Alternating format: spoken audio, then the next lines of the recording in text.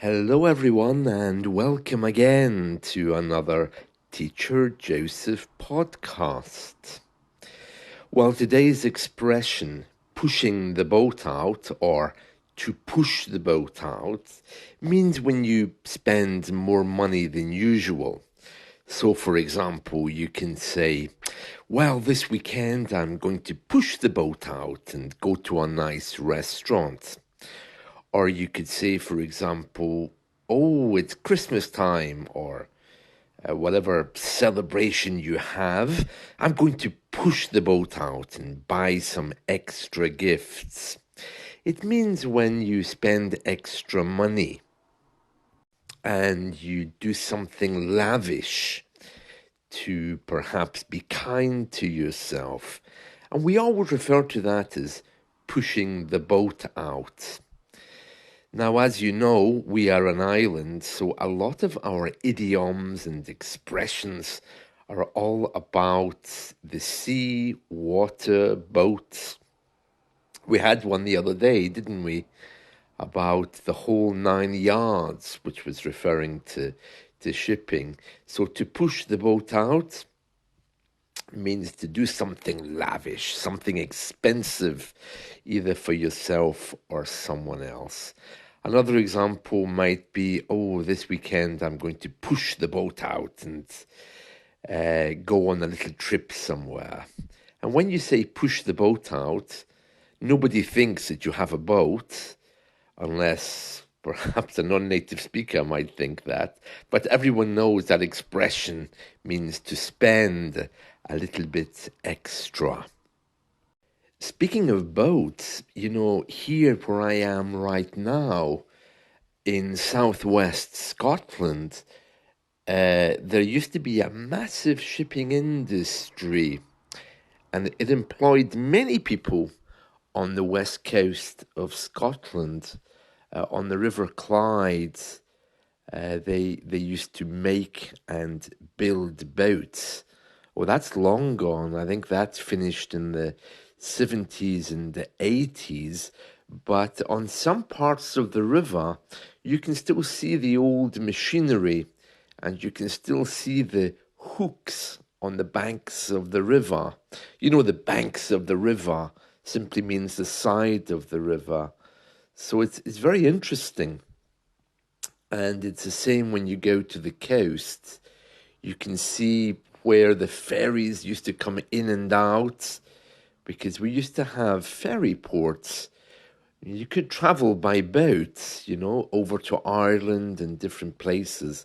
I mean, that's all gone now as well. But in these days of recession and prices rising, they're looking at bringing it all back. So yes, boats played a very important part of our culture. Currently, in the Scottish government, there is a scandal which is called the ferry fiasco. Now, you probably know fiasco means a mess or something that's just crazy. Well, the ferry fiasco is a term that refers to an ongoing political controversy here, because they do still build some boats. They need to, because of course we have many islands which people like to go to, and there's always people wanting to travel to the mainland to do shopping in these things. Flying to these islands is very, very expensive. So we do build some boats, but not very many. And the ferry fiasco is relating to a political controversy involving the construction of 2 ferries. Now, you know what a ferry is. A ferry is just a boat service which takes you from one place to another, but we do actually call the boats ferries as well.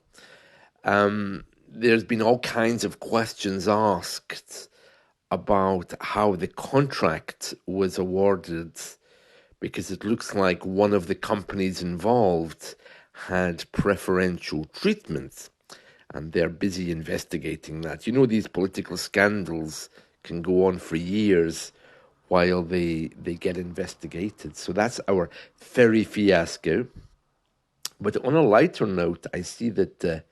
Do you remember the singer Bonnie Tyler? She's the one that sang "Total Eclipse of the Heart." Do you remember? Turn around, bright eyes. Well, I'm not going to sing it. I think all of the birds will fly away if I start to sing. Anyway, Bonnie Tyler, she's now 69, and she was out sailing with her husband on their yacht, and something happened, and she's a bit afraid of water anyway, so she got a bit of a shock. And so now she's decided to learn to swim at age 69. I like Bonnie Tyler. I have one of her albums somewhere. She has a very husky voice, doesn't she? She was one of Jim Steinman's creations. He always created images of women who were kind of tragic. And Bonnie Tyler, of course, he transformed her from a country and western star into a rock chick. She has the big hair, husky voice. Some people say she had surgery to create that voice of hers. But I don't know, but it's a beautiful voice. Total Eclipse of the Heart, I think, was a hit in many countries about the dark side of love. He did another one very similar to that. I mean, Jim Steinman did, because he was the writer. Bonnie Tyler, of course, is a woman, and she was a singer. Jim Steinman did another one called It's All Coming Back to Me, which was a big hit here for Celine Dion. Oh, I don't like Celine Dion. Oh, no, no. There's only two things I really hate in the world, and Celine Dion is both of them. No, I really don't like her. But fortunately, I heard the original. It's All Coming Back to Me. It was a big hit in America long before we'd ever heard of it in Britain. But a lovely song. A lovely song. I like that. The video was banned in the UK in the 1980s. I mean, the original video, because it's a little bit distasteful for British people. The original band was called Pandora's Box. A lovely song. And then, of course, Celine Dion got a hold of it. Oh, no. She shouldn't be let anywhere near songs. I never forgave her for massacring my favorite song, It's All Coming Back to Me. And then she went on to sing that song about Titanic. Oh, no, no. Take her away.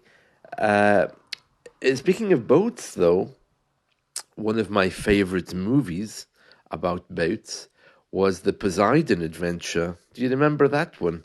That's the one where it was a sinking ship, similar to Titanic, and they all had to escape. Very similar to Titanic. It had Shelley Winters in it. I like Shelley Winters. Well, I should say liked, because she's long gone, I think. That was a good movie, The Poseidon Adventure. They tried to remake that in the 1990s or recently. And of course, it's never the same when they remake movies. The original soundtrack of that movie was Maureen McGovern. She was a wonderful singer, a real old style ballad singing woman, you know. She became very famous because of that song. The song was called The Morning After. There's got to be a morning after, which of course was all about the boat sinking, but was also about love. That song won an Academy Award for being the best original song from a movie. Maureen McGovern's still around, but I think she's quite old now. She was very upset, I think, when they remade the movie, because she didn't have a part in it. That's what I heard, anyway. So yes, a wonderful song that. There's got to be um, a morning after. I think the song was just called "Morning After" by Maureen McGovern. You can find it on YouTube. A beautiful song, really. That went to number one in Australia in the charts, number three in Canada, four in South Africa. It was a hit here, number one in our song charts, and it became number 16 in the songs which were most popular in 1973 in Australia. Yeah. Um, The Morning After by Maureen McGovern. That wasn't the only movie song she did. She also did one for the movie. Oh, what was it called? Oh, I remember. Yes, The Towering Inferno. That's the one where the hotel or office block, I can't remember which one it was, went up in flames. And Charlton Heston, I think he was one of the main characters. He was in the fire brigades. He was a firefighter, and they had to find a way of putting the fire out. So while this fire is burning, we had Maureen McGovern singing "We May Never Love Like This Again." That was quite nice, actually. I remember watching that on TV many times. And while this tower block is burning down, Maureen is singing this love song while the credits fade into the distance. But there's something nice about watching disaster movies on TV, isn't there? It gives you a nice warm feeling inside your belly. It's burning. Yes. Anyway, do listen to that as well. We May Never Love Like This Again. Very 70s, watching a tragedy and hearing a love song at the same time playing while everyone's running for their lives. Yeah, the opening credits are a bit like that. So that was a Towering Inferno from 1974. I don't know how I managed to get from Pushing the Boat Out over to the Towering Inferno, but I will say this, they definitely pushed the boat out when they were making that movie. That must have cost them millions to make the Towering Inferno. And speaking of film companies and movie companies, I see that Warner Brothers, they're 100 years old. I think it's today or yesterday. I thought they would have been older than that, but I suppose not, though, because TV was only invented, I think, in the 1920s, wasn't it? So, 100 years later, exactly. Yeah. Warner Brothers made some fabulous things, didn't they? Famous American TV company who are still going strong. Well, that's it from me. So I hope you do something nice for yourself today. Go on, push the boat out and do something beautiful for yourself. Go on, buy yourself a nice meal. And speaking of nice meals, I'm just waiting for the supermarket shopping delivery to arrive. Oh, I hate that. I mean, because of our thing about environmentally friendly products and services, they don't bring me my shopping in bags. They arrive with a trolley and crates, and they just stand there while I have to unpack all the stuff at my front door into my own bags. No, I really don't like that because they just stand and watch me. So they bring the trolleys and the crates, they stand at the front door, they then step back and play with their mobiles or whatever. And I'm on the floor scrambling around trying to empty these crates, which they then remove. I don't know, I'm not getting any younger.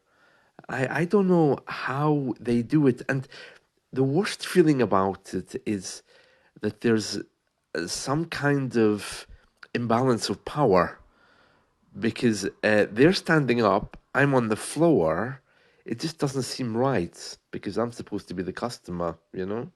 But the argument is, well, if you were in the supermarket, you would pack your own bags. Yeah, I probably would, but I wouldn't be on the floor doing it.